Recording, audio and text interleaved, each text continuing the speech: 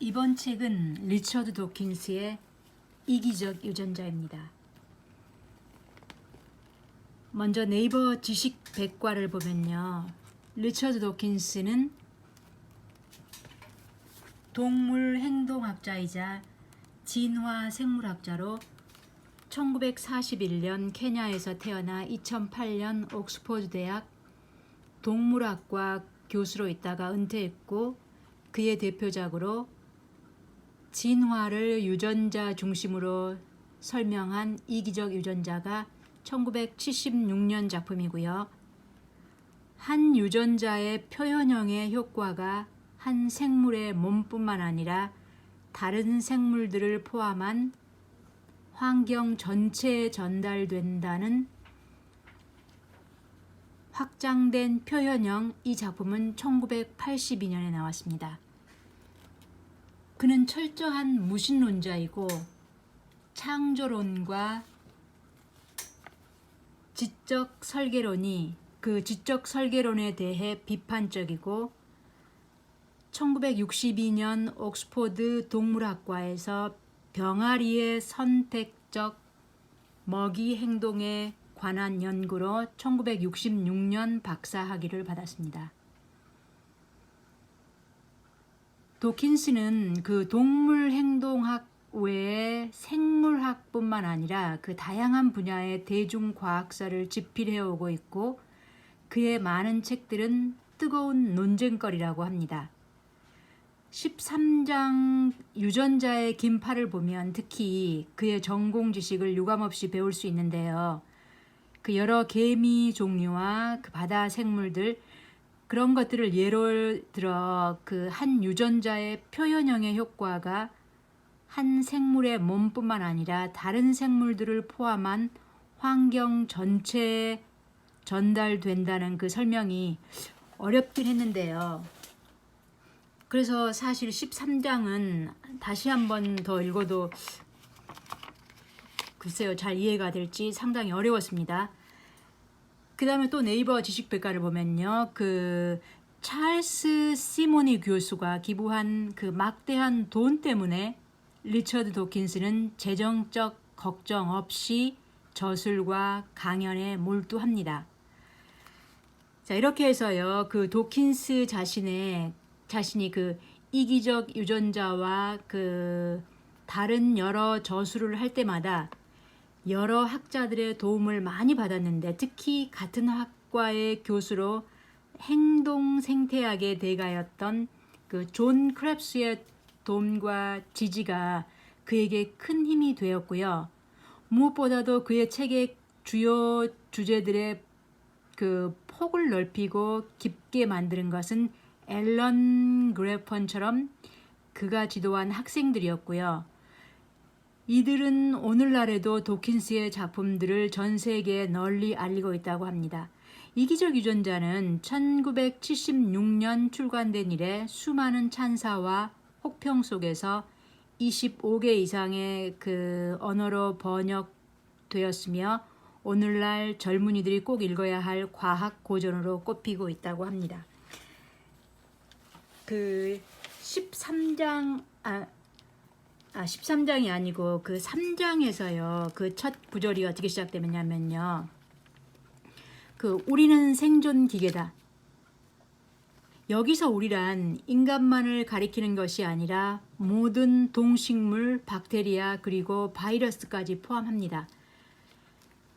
저도요, 이 책을 몇 번 읽으려고 시도했었고, 좀 한 3분의 1 정도 막 그 정도 읽다가 계속 넘어가지가 않았었는데요.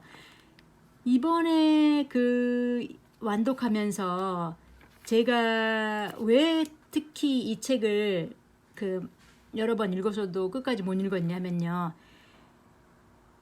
그 우리 인간이 그 포식자의 맨 상위의 존재이고, 그 다음에 그 존엄한 인간이라는 그 개념을 빨리 떨쳐버리지 않으니까 책 읽기가 저한테는 어려웠다는 그런 생각이 들더라고요. 그래서요.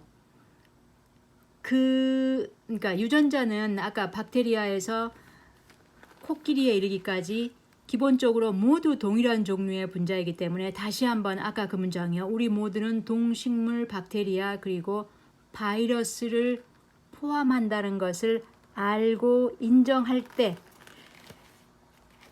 이 문장을 인정할 때요. 책 읽기가 훨씬 편해졌던 것 같습니다. 덧붙여 우리 모두는 같은 종류의 자기 복제자, 즉 DNA라고 불리는 분자를 위한 생존기기라는 이 문장을 계속 기억하면서 그러면서 그 인간 동식물 간의 그 우열 개념을 버려야 그 다음 이 책이 술술 잘 읽혔던 것 같습니다. 그래서요 3장부터 읽어도요 좀 더 리얼하게 시작할 수가 있을 것 같고요. 그러니까 성공률을 더 높일 것 같고요. 그 다음에 더 쉽게 접근하고 싶으면 9장과 11장을 읽고 그 다음에 3장을 읽어도 될 것 같습니다. 그 다음 4장 유전자 기계에서 생존 기계, 즉 바이러스를 포함한 동식물 우리 모두는 유전자의 수동적 피난처로 처음 생겨났다. 그리고 유전자들의 풀 속에서 진화적으로 안정한 전략을 써서 그 결과 살아남았다는 거죠. 즉 모든 것이 잘 통합된 몸으로 존재하는 것, 또한 이기적 유전자를 진화적으로 안정한 세트를 만들었기 때문이라는 거죠. 그래서요, 6장 그 다음에 유전자의 행동 방식으로 넘어가면요, 거기에서 이기적 유전자란 무엇일까 이렇게 시작하는데요. 이기적 유전자의 목적은 그 유전자 풀 속에 그 수를 늘리는 것이라는 겁니다. 유전자가 남의 몸속에 들어 앉아 있는 그 자신의 복사본을 도울 수 있다는 것이 핵심입니다. 좀 더 쉽게 이해가 되는 부분요. 이해가 좀 더 쉬운 부분은 그 생명체 몸은 지금까지 생존해온 그 유전자가 프로그램한 기계이고 지금까지 생존해온 유전자는 과거에 그 종이 살아있던 환경의 평균적 특성이 되는 조건들 속에서 생존해 왔다는 것이죠. 이때 그 과거의 경험에 근거하게 되는데 그 유전자가 살아남을 조건을 말하는 것입니다. 그러니까 3장에 비해서요. 4, 5, 6장으로 갈수록 계속 도킨스가 말을 했다가 다시 그 말을 뒤집어 거기에다 다른 사실들을 또 덧붙여서 그렇게 써가는 것이 계속 길어지면서요. 읽는데 좀 불편했거든요. 그래서 너무 가지 뻗기를 많이 해서 원 줄기를 찾아가기가 좀 힘들었습니다. 암튼 개개의 생존 기계가 이타적으로 행동할 것인가 아니면 그렇게 행동하지 않을 것인가 그런 것들을 수학적 근원도 정확히 수치를 계산해서 설명해 주었는데요. 그러나 그렇게 편치는 않았습니다. 그래서 맥을 잡았다 싶었는데 다시 뒤집어 버리고 계속 이런 지경에 몰리다 보니 또 7장을 넘어갈 수 있을까 싶었는데요. 그냥 읽자 하면서 7장 가족 계획으로 들어갔습니다. 3장에서 느꼈던 그런 시원함을 좀 기대했는데요. 7장에서 도킨스의 선물이라도 받은 것처럼 7장부터는 인간에게 맞춘 초점이 많아서인지 훨씬 읽기가 더 편했습니다.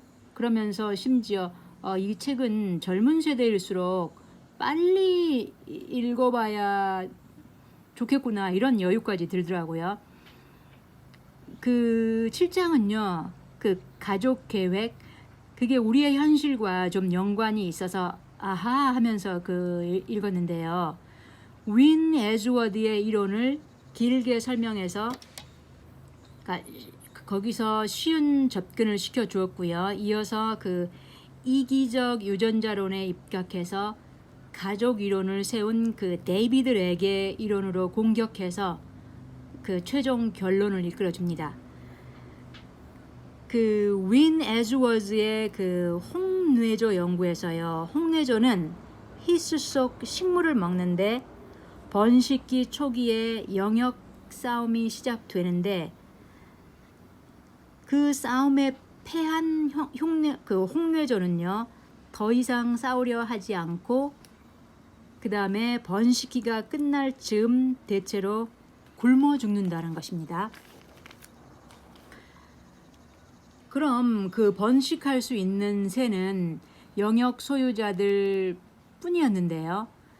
근데 만약 영역 소유자가 총에 맞아 죽잖아요.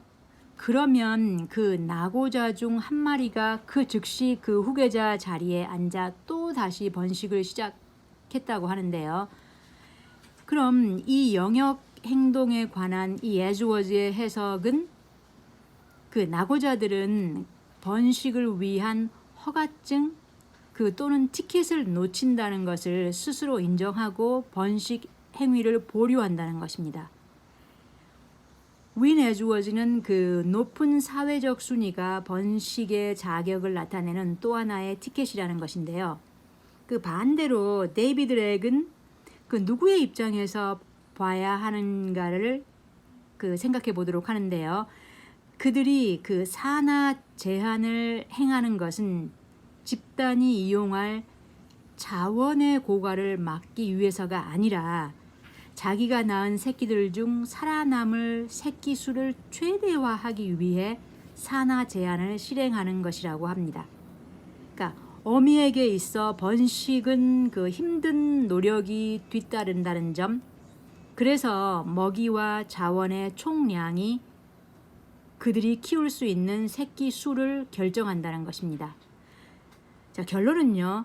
새끼를 과다 출산하는 개체가 불리한 이유는 새끼 수 중 살아남을 수 있는 수가 적기 때문이라는 거죠. 이렇게 되면 어른이 될 때까지 살아남은 개체가 거의 없으므로 다음 세대 유전자 풀에 자신의 유전자를 남길 수가 없다는 것입니다.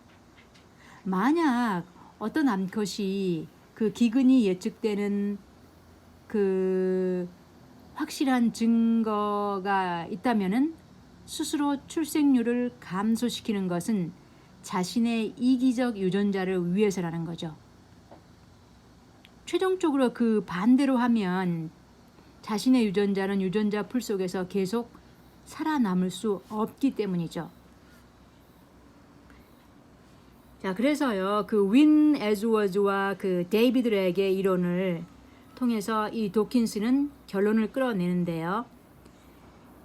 자, 도킨스는요, 다른 학자들의 이론을 계속 가져다가 설명을 해주기 때문에 이 책을 읽으면 많은 다른 학자들의 견해를 비교해보는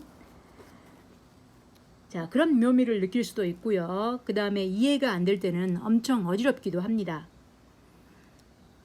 그래서 드는 결론은요. 이 도킨스가 결론을 도출해내기 위해 많은 학자들의 연구들을 얼마나 잘 믹싱해서 새로운 답을 찾아내는지 놀랍기도 했고요. 그래서 이 책이 두꺼울 수밖에 없겠구나 하고 그런 생각이 들더라고요. 계속. 그리고 그 다음에 이제 8장에서는 가족 내부의 이해 충돌 문제로 들어가는데요. 아까 3장 불멸의 코일에서 우리는 생존 기계다. 이 문장을 읽었을 때처럼 그 다음 문장을 읽으면 또 냉기 비슷한 것이 느껴집니다. 나는 어미를 하나의 기계로 취급한다. 이 기계의 내부에는 유전자가 들어앉아 있고 이 기계는 유전자의 사본을 퍼뜨릴 수 있는 한 모든 노력을 기울이도록 프로그램되어 있다. 자, 이 부분을 읽을 때도 그랬고요. 간간히 어떤 독자들이 보낸 편지가 서문에 실려 있거든요. 그런 구절들이 떠올랐습니다. 그 한 편지에서요. 아주 재미있지만 나는 때때로 이 책을 읽기 전으로 돌아갈 수 있기를 바랬다. 또 이어서 한 출판인은요. 이 책을 읽은 후 사흘밤이나 잠을 설쳤다고 고백하면서 이 책이 주는 그 냉혹하고 암울한 메시지에 매우 괴로웠다는 그 부분, 저도 그런 부분이 언뜻 떠올랐습니다. 자, 그러나 이 생물학적 본성을 뛰어넘을 수 있는 새로운 복제자 밈이 11장에 있거든요. 그래서 좌절하지 말고 끝까지 읽어야 하는데요. 그 8장에서는 그 TV에서 자주 봤던 그 뻐꾸기의 공갈 협박과 형제 살해 그 유전자를 읽으면서요. 그 마지막 문장이 깊이 새겨졌습니다. 인간의 윤리에 대한 교훈을 도출한다면 우리가 자식에게 이타주의를 가르쳐주지 않으면 안 된다는 것. 왜냐하면 자식들의 생물학적 본성에 이타주의가 심어져 있다고 기대할 수 없기 때문이라는 겁니다. 사실 우리 모두는 누군가의 부모이기도 하고 자식이기도 하고 그런 이유도 있잖아요. 자, 그럼요. 이 책이요. 진화 생물학에 관한 책인데 사회과학 분야에서도 필독서로 꼽히는 이유들을 보면요. 그 다음을 읽을 때 그러니까 9장 암수의 전쟁, 그 다음에 10장 내 등을 긁어줘 나는 내 등 위에 올라탈 때니, 그 다음에 11장 밈, 12장 마음씨 좋은 놈이 1등을 한다. 이런 것들을 읽을 때 특히 죄수의 딜레마를 읽을 때요. 자유자재로 넘나드는 썰전 같은 그런 느낌도 받았습니다. 의외로 재미있습니다. 자, 그래서요. 이 책은 순서 없이 사실 어떤 한 장만을 읽어도 괜찮을 것 같습니다. 자, 그러면 이 책에서 그 다음 9장 암수의 전쟁과 11장 밈, 그나마 이 두 개가요. 쉽게 정리도 잘 되고요. 그리고 이 책의 가장 엑기스인 것 같기도 합니다.